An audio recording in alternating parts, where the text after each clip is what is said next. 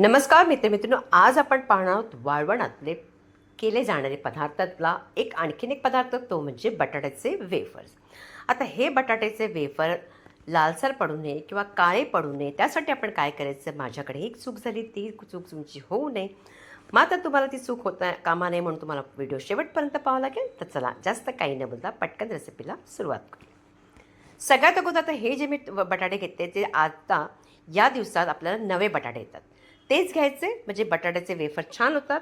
ते इथे मी 5 बटाटे घेतलेत. आणि दुसरं महत्त्वाची म्हणजे तुम्हाला बटाटे कधी ना मोठे घ्यायचे, त्यामुळे काय होतात, बटाटे मोठे घेतल्यामुळे आपले चिप्स जे आहेत, त्या वेफर असतात ते चांगले बऱ्यापैकी मोठे होतात.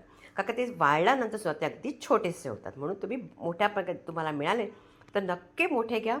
आता मी मात्र बटाटे सोलायचं प्रोसिजर कसं करते, बटाटे अगोदर धुवून घेते. ते कुठे ठेवलेले असतात म्हणून मला ते पटत नाही, म्हणून मी अगोदर धुवून घेते, थोडेसे अगदी कपड्याने पुसते आणि नंतर मी त्याला सोलते. तुम्ही अगोदरही सोलू शकता तसंच. आता बघा, एक बटाटा मी सोलूनही दाखवते तुम्हाला, अगदी व्यवस्थित कुठेही साल न राहता आपण सोलून घ्यायचं. बटाटा सोलला गेला आहे तर याच पद्धतीने मी सगळे बटाटे सोलून पाण्यात आपल्याला टाकायचं आहे. हे सगळे बटाटे मी पाण्यात टाकले. आता मात्र त्याच्यातनं बटाट्याचे आपल्याला जेव्हा आपण चिप्स बनवतो तेव्हा आपल्याला एखादी परात घ्यायची किंवा पातेलं घ्यायचं, त्याच्यामध्ये पाणी घालायचं आणि त्याच्यामध्ये किसणी ठेवा. म्हणजे तुम्हाला बटाट्याचे चिप्स काढून त्याच्यामध्ये घालायची गरज नाही. पण नसेल तर तुम्ही पातेला बाजूला पाण्यात ठेवायचं आणि ताटामध्ये असे चिप्स पाडायचे आणि त्यात तुम्ही पाण्यात घालू शकता. मात्र चिप्स घालताना तुम्हाला वरून खाली जायचं, प्रोसिजर करायचे, खालून वरती यायचं नाही. अशा पद्धतीने करायचं. मात्र सांभाळून करा, का हाताला लागण्याची शक्यता असते किसनी. आणि मात्र बटाटे अगदी पातळ करायचे नाही, तर तेलात गेल्यात ते करपतात, म्हणून थोडेसे जाडसरच ठेवायचे. याच पद्धतीने बटाट्याचे वेफर मी सगळे म्हणजे जे चिप्स आहेत करून पाण्यात टाकलेले आहेत. तर बघा, सगळे आपले चिप्स काढलेले. आता पटकन काढायचे आणि पाण्यात टाकायचं. अशाच पद्धतीने एक जितकं असेल ना तितका वेळी तुम्ही त्याला काढून त्याचं सगळं स्टार्च काढून ठेवा. ते स्टार्च काढलं गेलं नाही तर कोणतीही चूक होते ते तुम्हाला मी पुढे सांगणारच आहे. या पद्धतीने मी 2-3 वेळा केलेलं आहे आणि नंतर काढून आपण आता पुन्हा त्या पाण्यात मी परातीत टाकलेलं आहे. कारण का ह्या पातेल्यातच मी पुन्हा पाणी घालून अगदी आपण त्याच्यामध्येच बटाटे ठेवायचे. म्हणून हे सगळे चिप्स काढलेत. आता ते पाणी फेकून पुन्हा चांगलं पाणी घेतलेलं आहे. आता लगेच काय करायचं, अगोदर आपण त्यात तुरटी करायची, पण तुरटी करायला अगोदर विसरले म्हणून मी काय केलं, 2-3 बटाटे टाकल्यानंतर माझ्या लक्षात आलं की आपल्याला तुरटी टाकायची. छोटासा खडा टाकायचा आहे, ह्याच्यापेक्षाही छोटा टाकला तर हरकत नाही, जरासा आपण टाकायचं आहे. आणि नंतर बटाटे सगळे अगदी पूर्ण पाणी निथळून घ्यायचं, असं पाण्यातनं काढायचं आणि आपण व्यवस्थित येतं त्याच्यामध्ये टाकायचं. आता तुम्हाला मात्र तसं काहीच करायचं नाही, फक्त आपण तुरटी आतमध्ये घातलेली आहे. आता हे बटाटे आपण सगळे बटाटे घातलेले आहेत. झाकण ठेवायचं आणि त्याला 4-5 तासासाठी किंवा रात्रीच्या वेळी करा आणि पूर्ण रात्रभर त्याला ठेवून द्या. त्यामुळे बटाटे तुरटीमध्ये असल्यामुळे तुम्ही काळे पडत नाही, म्हणून हे मुद्दाम घालणं जरुरी आहे.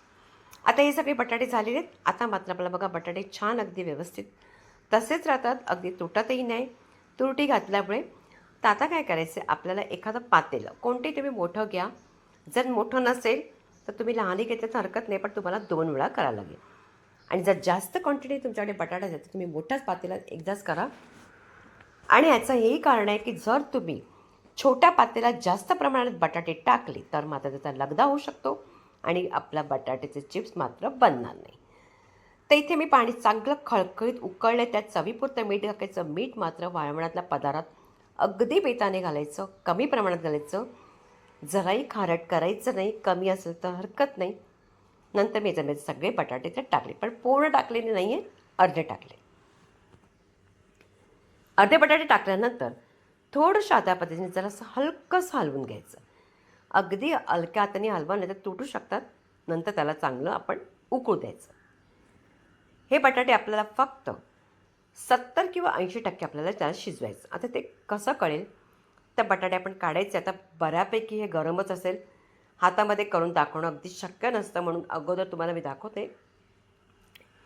एखादा बटाटा मी चमच्याने बाजूला काढला आहे, हलकंसं त्याला कोमट केलं आहे आणि त्यानंतरच दाखवते की तुम्हाला बटाटे कितपत शिजवायचे.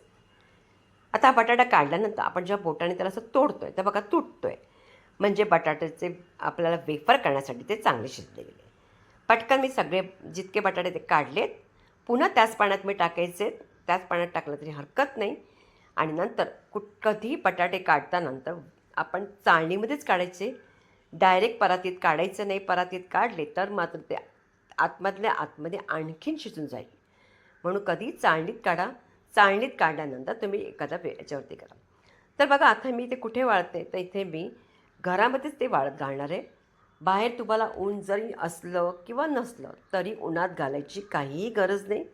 घरात व्यवस्थित एखादा कुठलाही चांगलासा पातळसा कपडा घाला किंवा प्लास्टिकवर तुम्ही त्याला आपण वाळत घालू शकता. तर ह्या पद्धतीने मी सगळे वेफर जितके आहेत ते सगळं त्याच्यात टाकणार आहे.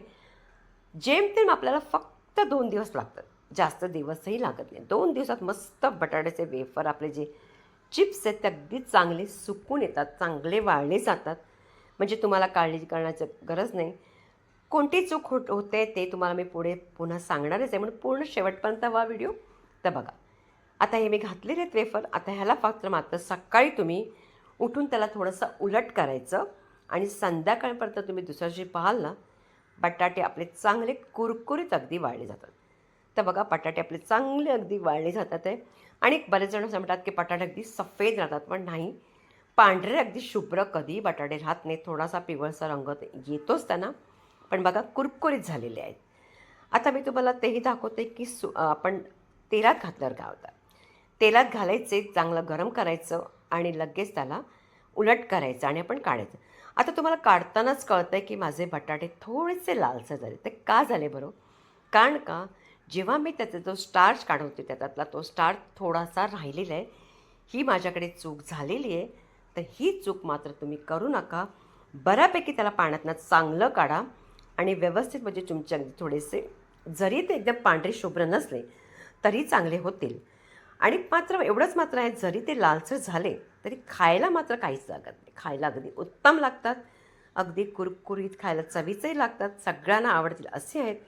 जर तुम्हाला ही रेसिपी आवडली असेल तर जास्तीत जास्त लाईक करायचे, प्रत्येकांकडे शेअर करायचे, सगळ्या चुका टाळायच्या आहेत आणि पुन्हा भेटायचे आपण एका छानशा रेसिपीबरोबर.